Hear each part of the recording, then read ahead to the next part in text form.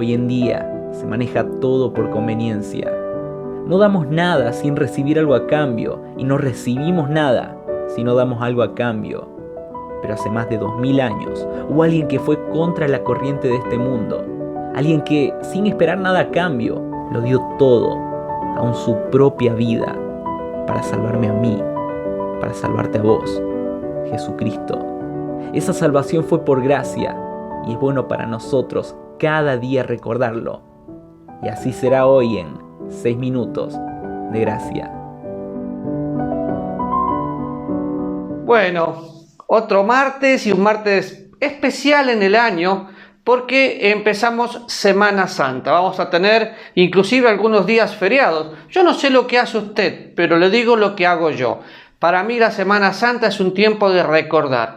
Recordar que Jesús vino al mundo a morir por mí. Y al recordar me lleva a reflexionar el precio del pecado. El precio que Jesús pagó por mí. Así que recuerdo, reflexiono, refresco en mi mente que soy salvo. Y miramos el Evangelio, Mateo, Marcos, Lucas y Juan, y vemos el sufrimiento. De hecho, nos vamos a cansar de mirar películas, pero le desafío algo. Tome su Biblia y lea en Mateo, Marcos, Lucas y Juan cómo fue, en primer lugar, el comienzo de lo que termina siendo la condenación del Señor. El camino, su condena. Cuando pensamos en el comienzo, yo tengo algunas cosas anotadas que no las podemos leer, pero si vamos a Marcos, a Mateo, a Lucas y a Juan, nos muestran diferentes cosas. Por ejemplo, estaba el Señor sentado con los discípulos en el aposento alto y ahí anuncia que uno de ellos le iba a entregar. Judas, y empiezan todos, seré yo, Señor, pero era Judas que le iba a entregar, y le entregó. Pero estaba en el aposento alto, participa de la cena con ellos, les deja un ejemplo, les muestra su amor, pero les anticipa que él tenía que morir. Y yo creo que los discípulos todavía no habían reaccionado en lo que tenía que suceder. Salen de ahí, van al Getsemaní, y el que con más lujo de detalle cuenta lo que estaba pasando es Lucas, por ser médico. Y dice el Señor que iba con los discípulos y les dicen, quédense aquí, voy a orar. Y el Señor va a orar y dice, Padre, si puedes, pasa de mí esta copa, pero que no sea mi voluntad, sino la tuya. Y el Señor va a orar y empieza a orar intensamente y caen a la tierra gotas de sangre. Esto tiene un nombre médico, es una condición que el Señor sufrió por todo el estrés. Ahora, cuidado, el estrés no era porque iba a sufrir, el estrés era porque Él, siendo Dios, sabía lo que iba a suceder.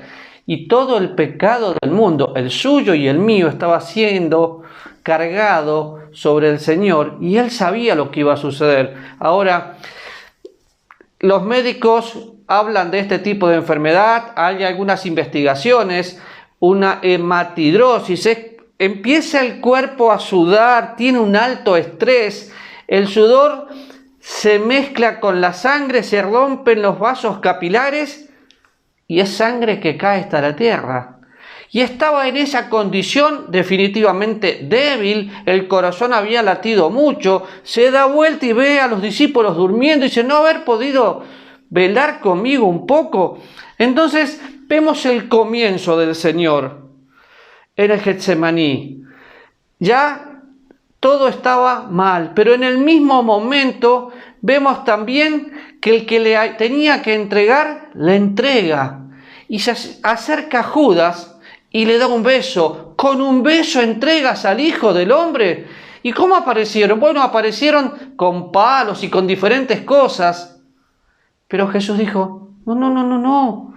Mi entrega es voluntaria. Yo quiero poner mi vida voluntariamente porque lo hago por amor. Y se entregó. Ahora, sale el Getsemaní, lo entregan. El Señor sufrió emocionalmente, sufrió físicamente y sufrió espiritualmente, pero imagínense, uno de sus cercanos había compartido 3 años con él y lo entrega. y de ahí pasa a diferentes juicios. Pilato se lava las manos, no quería saber nada. Aún la esposa de Pilato dijo, no quiero que tengas nada que ver con este hombre, pero le trata de pasar la carga al pueblo. Le da la elección, Barrabás o Jesús, Barrabás o Jesús. Y el pueblo dijo, soltá a Barrabás. ¿Y qué hago con Jesús? Crucifícale, crucifícale. Ahora piense, un tiempo atrás, el mismo pueblo que hoy le estaba crucificando le había cantado alabanzas porque entraba el Señor montado en un pollino y ahora le querían crucificar. Entonces miro un poquito acá y veo que está en el Getsemaní, lo venden, lo traicionan, va caminando al Getsemaní y él le había dicho en el aposento alto, Pedro, un día me vas a negar. Y Pedro le negó.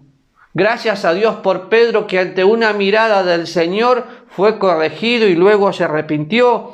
Pero pensamos ahí, no tenemos todo el tiempo, y vamos a mirar dónde lo llevan y empiezan los latigazos, y cada latigazo que yo estaba sufriendo en ese momento, porque yo estaba ahí, porque el Señor lo hizo por mí, los látigos desgarraban su piel, eran como bolitas de hueso que lo clavaban y los desgarraban. Luego lo vistieron, después lo desvistieron, le pusieron una corona de espinas que era como poner un casco clavada en sus pies. Estaba sufriendo. Y así lo llevan a la cruz. Como no podía llevar la cruz, llaman a alguien porque estaba débil del Getsemaní, había sufrido los juicios, y llega a la cruz, lo clavan. El Señor empieza a subir y a bajar y empieza la sinfonía del dolor. Derrama su sangre. Había 2 personas al lado.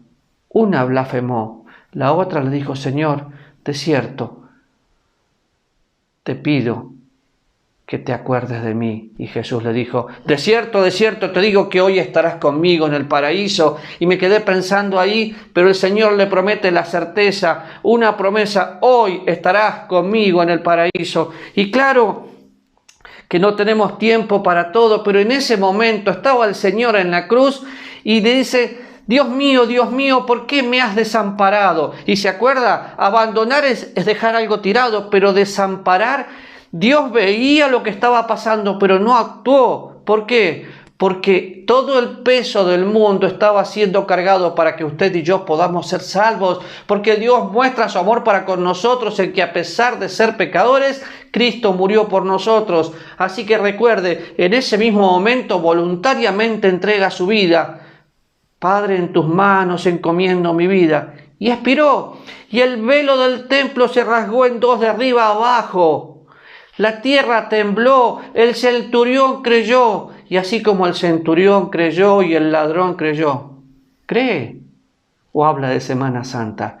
Lea, reflexione, recuerde y refresque en su mente la venida de Cristo. Nos vemos el martes, porque Él resucitó, nos quedó en la tumba, y su sangre sigue vigente para limpiar todo pecado.